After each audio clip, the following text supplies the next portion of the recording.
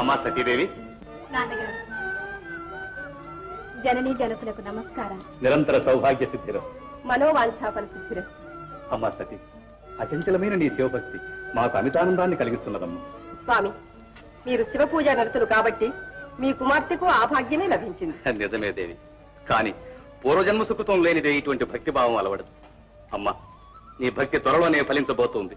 ఆ మహాదేవుడే మన ఇంటికి తరలి రాబోతున్నాడమ్మా. నిజంగానా నాన్నగారు? అవునమ్మా, అశ్విని, రోహిణి మొదలైన నీ సోదరిమణులకు వివాహం చేయ సంకల్పించాను కదా. ఆ వివాహానికి బ్రహ్మ విష్ణు మహేశ్వరులను ఆహ్వానించబోతున్నాను. స్వామి, మనం ఎక్కడా, ఆ త్రిమూర్తులు ఎక్కడా? మీరు ఆహ్వానిస్తే మాత్రం ఆ పుణ్యపురుషులు దయచేస్తారా? నీకెందులకా సందేహం వైరిని? త్రిమూర్తుల అంశలను పొందినవాడను, బ్రహ్మకు ప్రియపుత్రుడను, ప్రజాపతులలో అగ్రగణ్యుడను. అంతేకాదు, ఆ త్రిమూర్తులే నా అభిష్టాన్ని నెరవేరుస్తామని ఏనాడో బాస చేశారు. తప్పక వారిని ఆహ్వానం మన్నిస్తారు దేవి. రామా రోహిణి రా, నీకు 100 ఏళ్ల ఆయుష్. ఇప్పుడే నీ ప్రసక్తి వచ్చింది. రోహిణి, మీ నాన్నగారు మీ వివాహాలు చేసి సంకల్పించారు. నీకు నచ్చిన వరుడెవరో చెప్పు తల్లి. అమ్మా, నాన్నగారి ఇష్టమే నా ఇష్టం. అది కాదమ్మా, మనసు లేని చోట మనువు మంచిది కాదు. చెప్పు తల్లి, ఇంద్రుడా, చంద్రుడా, దిక్పతులా, ఎవరిని వరించావు చెప్పు. అమ్మా, రోహిణి చెప్పడానికి సిగ్గుపడుతోంది. ఆమె చంద్రుణ్ణి మనసారా వరించిందమ్మా. అలాగా? దక్ష ప్రజాపతి దత్తపుత్రిక సామాన్యుని వరిస్తుందా మరి? చంద్రుడు సకల కళా పరిపూర్ణుడు, క్షీరసాగర మధురంలో మహాలక్ష్మితో పాటు జన్మించిన వాడు. అతడే నాకు తగిన అల్లుడు. నీ సంకల్పానికి చాలా సంతోషం అమ్మా. ఎవరెక్కడ? ప్రభు ఆజ్ఞ. త్వరగా వెళ్ళి మహాకేశిని వెంటనే రమ్మన్నాను చెప్పు. ఇస్తాం నాన్నగారు. వారు ఇంతకు ముందే వచ్చి మీ కొరకు ఆలోచన మందిరంలో వేచి ఉన్నారు. అలాగా? వైరిని శుభస్య శీఘ్రం. ఇప్పుడే చంద్రుడికి వర్తమానం చేస్తాను.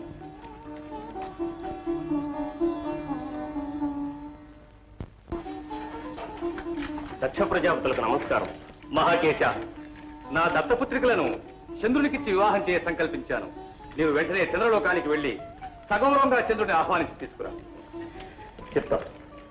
సాంబ సదా శివ, సాంబ సదా శివ, సాంబ సదా శివ, సాంబ శివో. శంభో శంకర భక్తవ శంకర, శంభో శంకర హరోం హరో. ఈ జన్మానిక దుర్లభమురా, ఓరిసా జన్మ సాకార సద్గురుని కనరా. ఈ జన్మానిక దుర్లభమురా. గడ్డం పండిందే కాని ఆశ ఎండలేదు. కైవల్యానికి సన్యాసం మే కాలిబాట రాసరే సరే. ఏమిటి వేషం? కాషాయం. ఆశాపాశమనే రుగ్మతను పోగొట్టే కషాయం. ప్రపంచాన్ని పరిస్థితించాం. పునరభిజననం, పునరభిమరణం అనే బాధ నుండి విముక్తికై సన్యాసులం కాబోతున్నాం. ఆశీర్వదించండి నాన్నగారు. ఏమిటి? నా కుమారులు మీరు సన్యసించడమా? ఏమిటి దుర్బుద్ధి? దుర్బుద్ధి కాదు నాన్నగారు, సదానంద నిలయమైన కైవల్య సాధనకై జనించిన సద్బుద్ధి. కాయమెంతో కల్లరా, ఇది గాలి నిండిన తిట్టిరా. నోరు మూయండి. ఎవరు మీకు ఈ పాడుబుద్ధులు నేర్పింది? శ్లేష్మములో పడ్డ ఈగవలి భవబంధాలలో చిక్కుకోక ముక్తి మార్గాన్ని వెతుక్కోమని మా గురుదేవులు నారదుల వారు సెలవిచ్చారు నాన్నగారు. అందుకే సన్యాసులం కాబోతున్నాం నాన్నగారు. ఆశీర్వదించండి నాన్నగారు. ఓహో, ఆ నారదుని పని ఇది. ఆ చెడ్డ కోతి వనమల్లా ఆచరించిందని ఆ ఘోటక బ్రహ్మచారి ఉపదేశించడం మీరు ఆచరించడంనా? ముక్తి పొందడానికి అదే దివ్యమైన మార్గం నాన్నగారు. నాకు చెప్పేటంత వారయ్యారా మీరు? మీ వెర్రి వేదాంతాలు కట్టిపెట్టి నా ఆజ్ఞ పాలించండి, లేదా నా ఆగ్రహానికి పాత్రులు అవుతారు. సన్యాసులం కాబోతున్న మమ్మల్ని మీ ఆగ్రహం ఏమీ చెయ్యలేదు నాన్నగారు. ఏమిటి మూర్ఖులారా, మీ పాండిత్యమంతా నా ముందే ప్రదర్శిస్తున్నారా? ఏ పాండిత్యం చేత నన్ను ఎదిరించగలిగారో ఆ పాండిత్యం మిమ్మల్ని ఈ క్షణమే వీడిపోగాక. అన్నయ్య, తమ్మయ్య, నాన్న, నాన్న. ఏమిటా వెలుచు? తీసిపారండి వేషాలు. ఉండదు. ఎంత పని చేశావు సోదర. కనికరం లేక కన్ను కుమారుల్నే చెప్పించావా? అంతటి మహాపరాధం వారు ఏం చేశాడని. చేయవలసిందంతా చేశావు, ఏమి ఎరగట్టు మళ్ళీ నన్నే ప్రశ్నిస్తున్నా. సోదర, సరే సరే. నారదా, అయితే లోకమంతా సన్యాసులమయం చేయాలనా నీ సంకల్పం? నారదా, నా సృష్టి క్రమాన్నే అరిగట్టదలిచావుగా. సృష్టి దక్ష ప్రజాపతుల మీదనే ఆధారపడలేదు. పొరబడుతున్నావు నారదా, పొరబడుతున్నావు. ఆనాడు త్రిమూర్తినే నా శక్తిని చూసి శ్లాఘించిన సంగతి మరిచిపోయావా? ప్రజాపతుల సహకారం లేనిదే ఈ సృష్టే సాగదు. ఈ దక్షుడు ప్రజాపతులు అగ్రగణ్యుడన్న సంగతి మరిచిపోకు. భ్రమ. బండి చక్రం పైన ఉన్న మక్షికం తన వలనే పరిభ్రమణం జరుగుతుందని భావించినట్లుంది.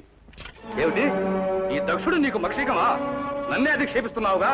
లేదు, నీ అవివేకానికి చింతిస్తున్నాను. దురహంకారం తగదంటున్నాను. నేను అవివేకినా, దురహంకారినా? అమాయకులైన నా కుమారులకు దుర్బోధ చేయుటే కాక పెద్ద చిన్న తారతమ్యం పరిగణించక నా ఆధిక్యతను కూడా ధిక్కరించినందుకు తగిన ఫలితం అనుభవించగలవు. జాగ్రత్త. ఏదో ఒక చోట ముక్కు మూసుకొని తపస్సు చేసుకుని నన్ను నీవేమి చేయగలవు? అంతటి అహంకారమా? సర్వసంగ పరిత్యాగమైన నా శాపాగ్నికి ఆహుతి కాక తప్పదు. నేటి నుండి నిలకడలేక ఎల్లప్పుడూ ముల్లోకమును సంచరించుకునేందుకుగాక. అగ్రజ, అగ్రజ, త్రిమూర్తులు నీకు మహత్తర శక్తులను అనుగ్రహించింది సద్వినియోగం చేయటానికి గాని, సాధుజన బాధాకరమైన శాపాలతో దుర్వినియోగం చేయటానికి కాదు. కానీ ఒక్క విషయం మాత్రం మర్చిపోకు. నీ దురహంకారం ఏనాటికైనా దుష్ఫలితానికే దారితీస్తుంది. తన కోపమే తన శత్రువు అన్న సత్యాన్ని మర్చిపోకు. నారాయణ. స్వామి, స్వామి, ఏమిటి విపరీతం? నిర్దాక్షిణ్యంగా కన్న కుమారుని శపించారట, నిజమేనా? అవును, శపించాను. విద్యాభ్యాసం ముగించి వచ్చిన కుమారులకు ఇదేనా మీరిచ్చే బహుమానం? కుమారులు తప్పు చేస్తే సహనంతో సరిదిద్దవలసిన మీరే ఇలా శపించడం భావ్యమా స్వామి? తల్లితో వాదించడం భావ్యమా, ఎదిరించడం భావ్యమా? దేవి, నన్ను ధిక్కరించిన వారు ఎవరైనా సరే నేను సహించలేదు. అలా అనకండి స్వామి. క్షమించి వాళ్లకు శాప విమోచన మార్గం ప్రసాదించండి. వీల్లేదు, నా శాపానికి తిరుగులేదు. హరహర మహాదేవ్, హరహర మహాదేవ్. నమస్కారం స్వామి. రా నారదా, రా. ఎక్కడి నుంచి నీ దాకా? దక్షపురం నుంచి స్వామి. అయితే జగన్మాతను సందర్శించారా? మా తల్లి సురక్షితంగా ఉండదా మునీంద్ర? దాక్షాయిని దర్శన భాగ్యం కోసమే వెళ్ళాను. కానీ గడపలో కాలు పెట్టగానే దక్షుల వారి శాపం నాకెదురై. అదేమిటి నారదా? దక్షుడు నిన్ను శపించాడు? ఏం చెప్పను మృత్యుంజయ. కరుణామూర్తులు మీ త్రిమూర్తులు, జగత్ కళ్యాణ సంత్రాణ తత్వర చిత్తంబున మీదు హంసలిడి వాగ్దానంబులంజేయగా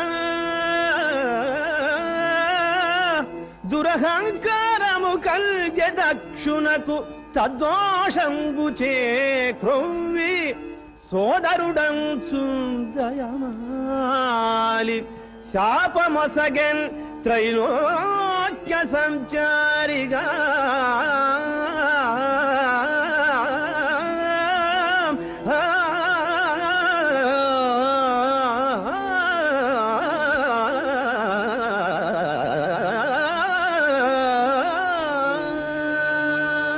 దక్షుడు శపించుటకు కారణం?